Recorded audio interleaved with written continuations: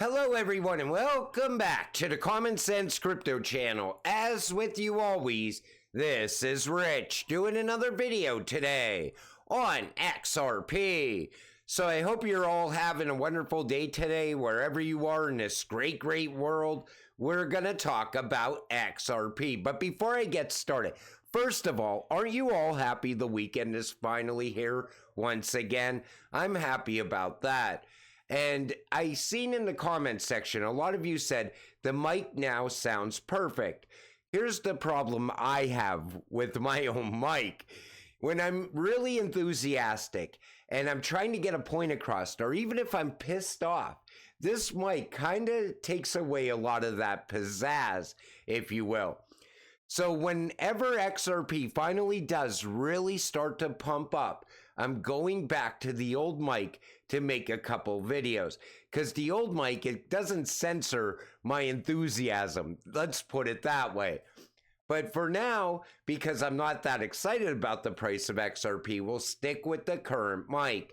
So we're looking at XRP on the one-day chart, sitting here just above 60 cents. And it was a green day for XRP once again.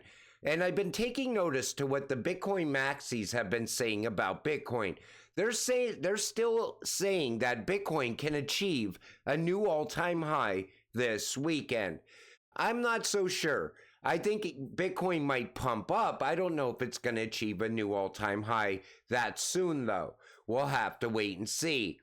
But you know, we're XRP investors, and every time I talk about XRP in a video, I'm pointing out the facts around Ripple, the growth that's happening for Ripple.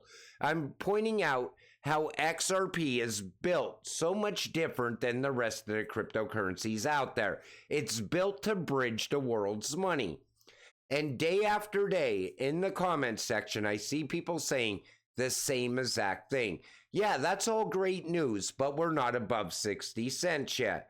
Well, now we're above 60 cents. So now you could start saying we're not above 70 cents yet. And before you know it, when we break $1 and all the FOMO money starts pouring into this cryptocurrency, because that is definitely going to happen, then you could stop complaining about the price of XRP right now.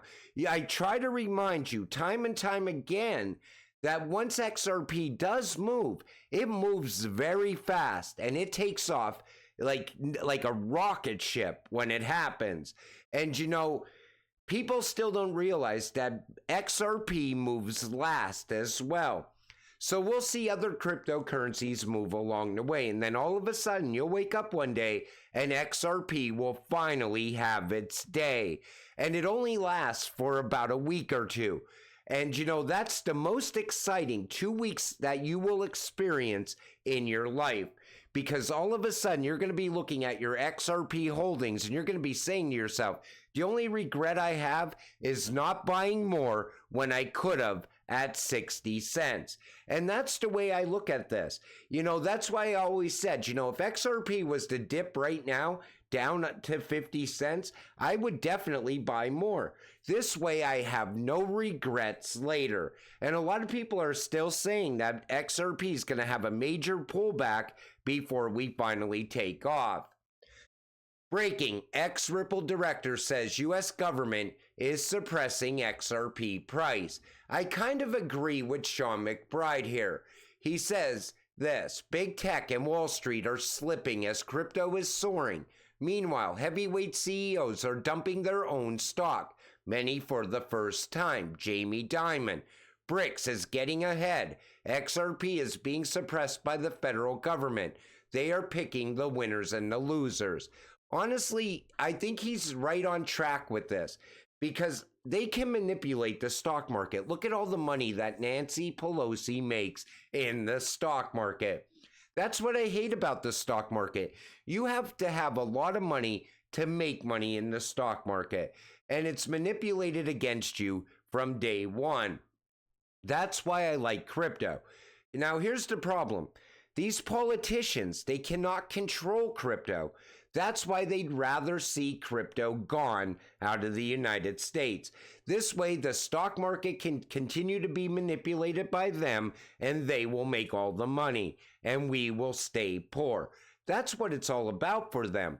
To combat the government's alleged suppression of XRP, McBride urged the community to elect top crypto advocates like attorney John Deaton into office.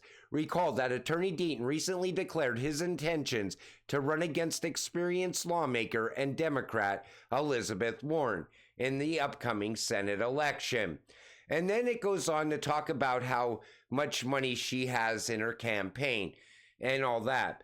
But you know, it goes beyond just Elizabeth Warren. I think there's a lot of people that have even more power in Washington that are trying to crush crypto as well. And I'm going to vote with my pocket this year because I look at it like this. I'm a crypto investor. I want innovation to strive and grow in the United States. I want crypto to push ahead in the United States at the same time. It's good for everybody in this country. The more they push innovation out of this country, the more the U.S. gets left behind. Crypto is about providing universal basic finance to whoever needs it everywhere in the world. Now, there's some colorful language in this video. I'm warning you ahead of time, but you gotta hear part of this because this guy is right on point. Privileged discussions about should we regulate crypto? How much should we regulate crypto? Who should regulate crypto? Fuck that. Crypto is about providing universal basic finance to whoever needs it everywhere in the world, whether we like it or not. And what will people do with universal basic finance? What they've done for millennia with access to cash. They will build a future for their children. And that is why it's so important to bank the unbanked people around the world. Level the playing field. That's exactly why we need a new financial system. You know, right now there's places in this world where people cannot even get a bank account. And that's exactly what Ripple is going after through XRP. Same thing's happening with Stellar and XLM. And that's the future that I see coming. You know, everybody can then participate. They can make a life for themselves through crypto. And that's what makes crypto so game-changing. And I think that's why these politicians hate crypto, because they don't want us to get ahead. They want us to stay left behind, stay poor, and live off of the U.S. government. That's what they're pushing towards right now. Easy to see why Ripple is focused on custody, smart contract partners, and tokenization. It far surpasses the scope of cross-border payments. The long-term potential is $500 trillion plus. Massive. Medico Insights report scaling tokenization. This comes from Crypto Eddie. And you know, Medico is now Ripple. And all the value that's going to come pouring into Medico is also going to be tied to XRP, because at the heart of everything that Ripple does is the secret sauce, XRP, what we hold. Medico, Ripple, Union Bank Philippines has gone live on Medico's flagship platform, Harmonized, to pilot the launch of cryptocurrency services for its clients. Medico has been out there just crushing it. I might as well just say Ripple is out there crushing it. And you know, we're going to see more growth like this as time goes on. And even look at Neum, how they're growing out now, another Ripple partner. Other Ripple partners are also growing and expanding all the time, forming that massive network. Yet you're still worried about the price of XRP being at 60 cents right now. XRP community, I have zero evidence of this, but be careful clicking on any links about signing up for the California Ripple class action, the Zakhanov case. It is a real case and you may get significant damages if the plaintiffs win, but watch out for phishing scams. You know, I seen someone else talking about this and I wanted to make you all aware of that.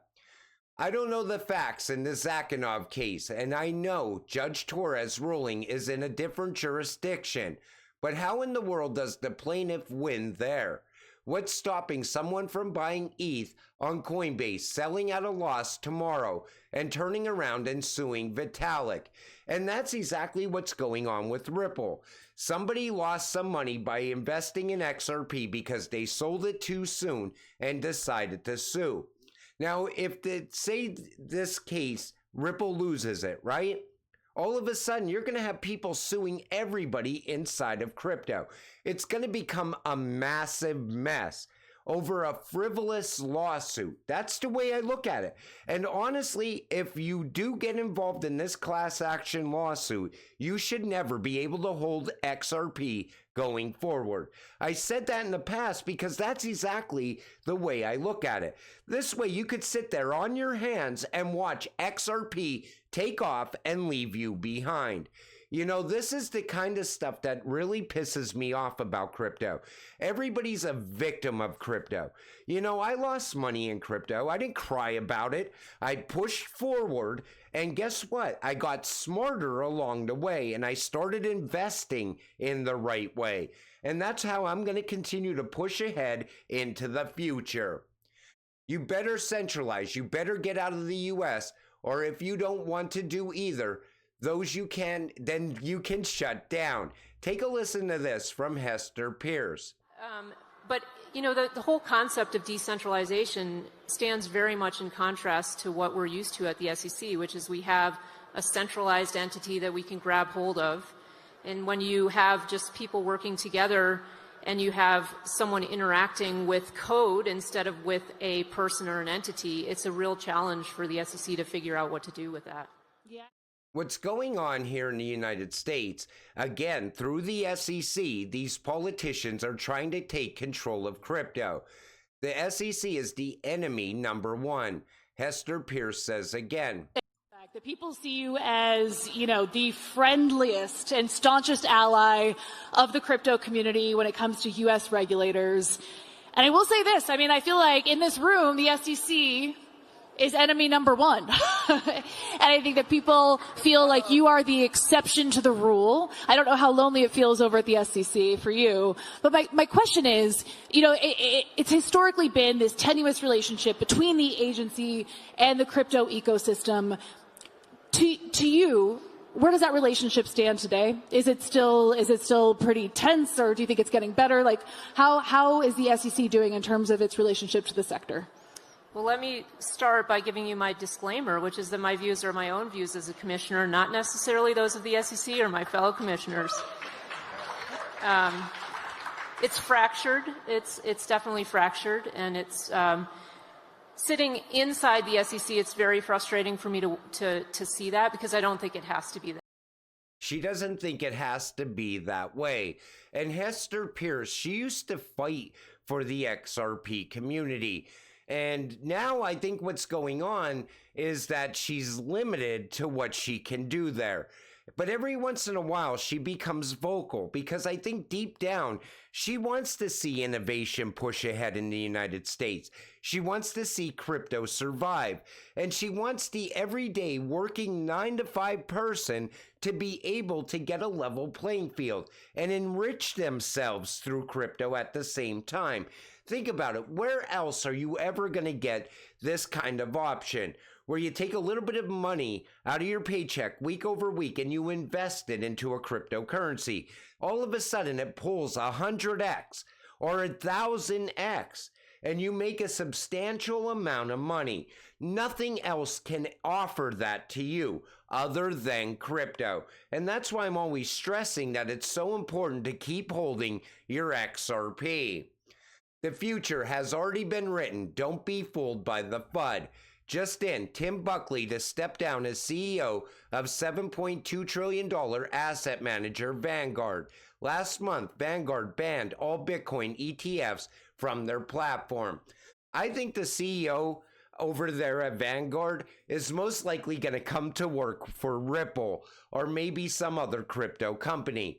But you know, this was always the plan for Vanguard. This mapping right here shows you exactly what's going on. And they have worked with Ripple in the past.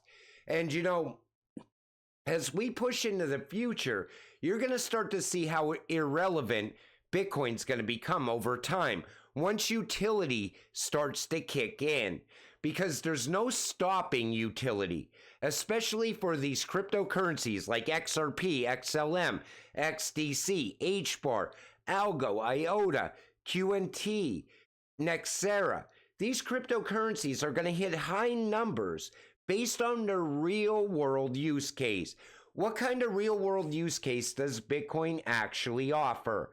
Little by little, we're going to see the rise of other cryptocurrencies. And it's coming because everything that we ever talked about, all the facts, they're all coming together right now. And that's why I'm always telling you, don't focus on the price today.